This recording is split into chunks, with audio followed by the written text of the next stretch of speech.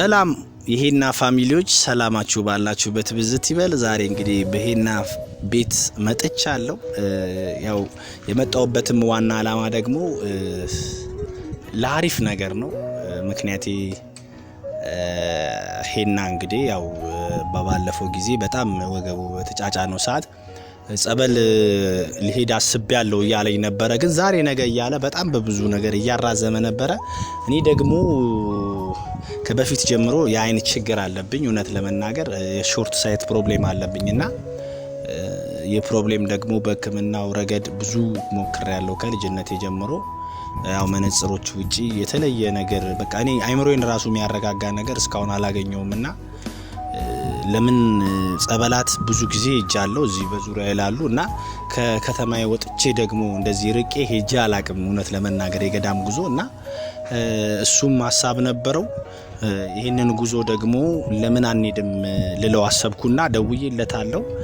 ሲመጣ ልነግረው ነው ያሰብኩት። ያው እሱ ከዚህ በፊት እያቀደው ነበር ብዙ ጊዜ ዛሬ ነገ የተባባል ነበር። እኔ ደግሞ እንደው ቆርጫለሁ አሁን እውነት ለመናገር ለመሄድ ፍላጎቱ ስላለኝ አብረን እንሂድ ዝም ብዬ ብቻዬን ከመሄድ ያው እሱ መጀመሪያ ሐሳብ ስለነበረው አንድ ላይ ተያይዞ የሚሄድ ፍላጎት ነው ያለኝና ብንሄድ ምን ይሻላል ነገ ከነገ ወዲያ ሳንል ተነስተን መሄድ አለብን የሚል እምነት ነው ያለኝ።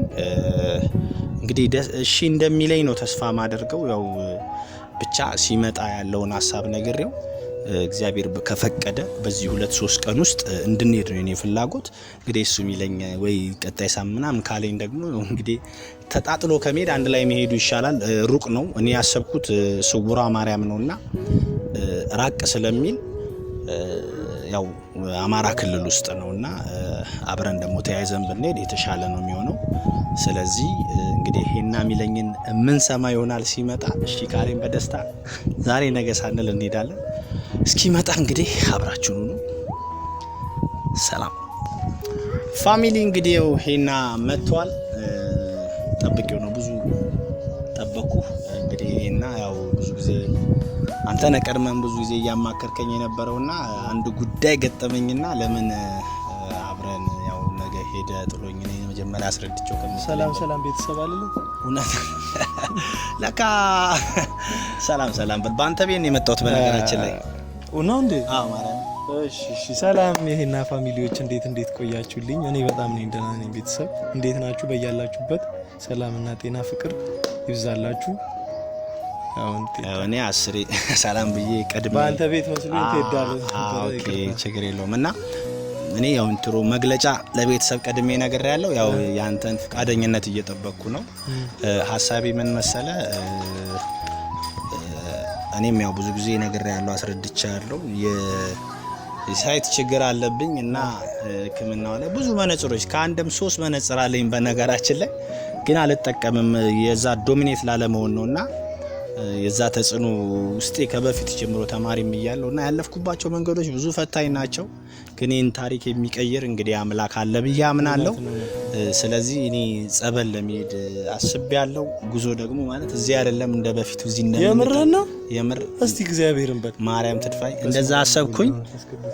እግዚአብሔርን እኔ በቀደም በቃ ቀን ወስኜ ገኒ አዲስ አበባ አይደል ያለችው አይሚን ነገ ወይ ከነገ ወዲያ ትመጣለች እሷ። ሮብ ወይ ሐሙስ በስርዓት እንሄዳለን። እኔ አዘገጃጅቼ ቀን ቆርጫለሁ እንሄዳለን ልልህ ነበረ ባለፈው። እፈልግሃለሁ ምናምን የሆነ ነገር እናወራለን አላልኩም? ኦኬ እግዚአብሔር የፈጣሪ ስራ ቤተሰብ እግዚአብሔርን እኔ ምን እንደሚባል አላውቅም። እውነት በቃ ፍላጎቱ ካለህማ በጣም የሆነ መልእክት ነው እውነት። እኔ እንጃ እንግዲህ እኔ ያሰብኩት እንዴት አሰብኩት ስውሯ ማርያም ነው ደብረ ብርሃን ነው እንግዲህ። አረ ይሁን የትም ይሁን ብቻ ይሁን እግዚአብሔር ይመስገን። በቃ እሱን ነው ማለት ለአንተም ለወገብ ድነት ለኔም ደግሞ ለአይን ድነት። እንግዲህ ከመንፈሳዊ ነገር በላይ ምንም የሚሆን ነገር የለም። ባለማዩ አንተም ኪኒን እየወሰድክ ነው ብዙ ጊዜ ለውጥ ካጣው ነው ሄድኩኝ በሐኪም ቤት ምንም በየወሩ መድኃኒት ይቀየራል ምን ይላል ምንም ለውጥ የለውም። በቃ እና ያው መንፈሳዊውን እንሞክር ከእግዚአብሔር ዘንድም ስንቀርብ ብዙ ነገሮችን ስለምናይ ስለምንማር የሱም ውጤት ነን እኮ ቸኩለን እኛ ሐኪም ቤት እንሄዳለን እንጂ የሱ ስራ ነን። እሱ አፍርሶ የሚገነባን እሱ ነው። ስለዚህ የምርት ሄዳ እውነት እግዚአብሔርን እኔ እንጃ እኔ ደስታው ከኔ ነው። እኔ አሁን ብቻዬን ትቼ ከሄድኩኝ አልጠበቅኩም ታውቃለህ። እኔም እያሰብኩት ነው ታውቃለህ ባለፈው ፈልጋል ያልኩ ይሄ ነው። ያው ሰሞኑን በዓሎቹ ተደራረቡ። እሷም አዲስ አበባ ስትሄድ ትንሽ ቤት ውስጥ ጫና በዛ። በቃ ማለት ምንም ጊዜ አላገኘውም አንተንም ለማግኘት ብቻ ይሁን እግዚአብሔር ይመስገን ነው። ቤተሰብ በጣም ደስ ይለኛል። ያው ማዘር እንደመጡ አንተ መቼ ነው የመጡት? ነገ መጣለው ብላለች። ያው ነገ ከመጣች ከነጎዲያ ከመጣች ግን ነገ በእርግጠኝነት ያው የጸበሉንም ነገር አውርቻት ስለነበረ ለሮብ ነው ከሷ ጋር ቀን ይቆርጥኩት። ስለዚህ ሮብ ለት ብንሄድ እኔ አሪፍ ነው እላለሁ። አሪፍ ነው፣ ጥሩ ሐሳብ ነው። ከእግዚአብሔር ጋር ያው መንገድ ያለ ሰው እንግዲህ ዛሬ ይምጣ ነገ ይምጣ ያው ሰው ፈጣሪ ነው የሚያውቀው። እንግዲህ እሳቸው መጀመሪያ መጥተው ቤቱን ከተረከቡ በኋላ እኛ እንሄዳለን፣ ችግር የለውም እንትን የለም። ግን ዋናው ምንድነው እግዚአብሔር እንግዲህ ልንሄድ አስበናል። በቃ እኔ በጣም ደስ ነው ያለኝ። ያው እሱም እሺ ስላለኝ ደስ ይለኛል። ምክንያቱም የሆነ ቦታ ሲኬድ እንዴት ተያይዘን ብንሄድ ይመረጣል። ምን ነገሮች ይቀላሉ፣ ሀሳብ እንጋራለን አብረን። ነገሮች ማናቃቸው ቦታዎች ነው። እኔ ሄጄ አላቅም። በሶሻል ሚዲያ ነው ብዙ ጊዜ ድነቷን ስውሯ ማርያም በጣም ሲባል በብዙ ነገር አይቻለውና እግዚአብሔር እንደው በቃ እኔ ውስጥ ጥያቄ ብዙ የፈጠሩ ነገሮች አሉ። እግዚአብሔር በሚያውቀው እንግዲህ ሄጄ ፈጣሪ የሚያረጋኝ ሁሉ ነገር እንጠብቅ ይሆናል። እንኳን ደስ አለኝ በጣም እውነት እግዚአብሔርን እኔ ያልጠበቅኩትም ቤተሰብ እኔ እንጃ። እኔ ምን እግዚአብሔር ያው ሊያድነንም ሲፈልግ መሰለኝ ሰው የሚልክልን ሰው የሚሰጠና መልእክት ነው። እንግዲህ ሁለታችንም እንድንድን ሁሉም በያለበት በየእምነቱ ጸሎት ቢያደርግልን የምር እኔ ከልብ የምጠይቃችሁ ነገር እውነት የሰው ልጅ ምድር የምትጸናው ምን ብትለው በጸሎትና በቃለውና ጸሎት አድርጉልን። የምን ከምርም በላይ ለሰው ልጅ ጸሎትና ተስፋ ነው እንድንቆም ይረዳንና እባካችሁ ጸሎት አድርጉልን። እኔ በጣም ደስ ብሎኛል። እኔ ማለት ብቻዬን አልሄድም ትለኛለህ ወይ ቀጣይ ሳምንት ወይ ምናምን ብለህ ነገሩን ታራዝመዋለህ ብዬ ፈርቼ ነበር ታውቃለህ። እኔም ብቻ እኔ እንጃ ቤተሰብ በጣም ደስ ብሎኛል። ደስ ይላል። እግዚአብሔር ይመስገን። ያው እንግዲህ መሄድ በመቻላችን እኔም ደስ አለኝ በእውነት። መንፈሳዊ ቦታ ላይ ሰው እኮ እምለው ነገር አለ በነገራችን ላይ አንድ ብዙ ጊዜ ያወራዋለሁና የሚከብደን ነገር የሚጠቅመን ነገር ይከብደናል፣ የማይጠቅመን ነገር ደግሞ አይከብደንም። ለምሳሌ 1 ብር ለኔ ቢጤ መስጠት በጣም ከባድ ይሆንብናልና 10 ብር ግን ቲፕ መስጠት በጣም ቀላል ነው። እንግዲህ ጭፈራ ቤት መሄድ በጣም ቀላል ነው፣ ተደዋውሎ መሄድ ነው።